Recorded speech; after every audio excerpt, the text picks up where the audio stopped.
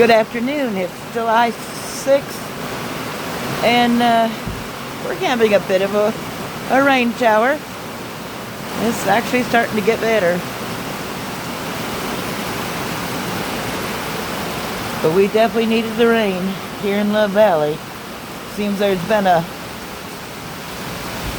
umbrella over here lately.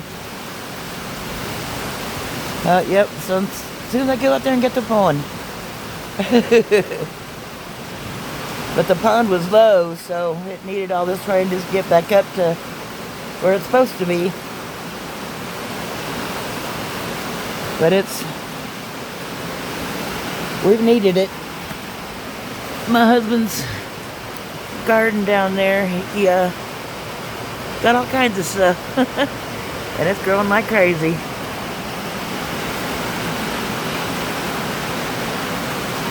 But I sit out here in my little balcony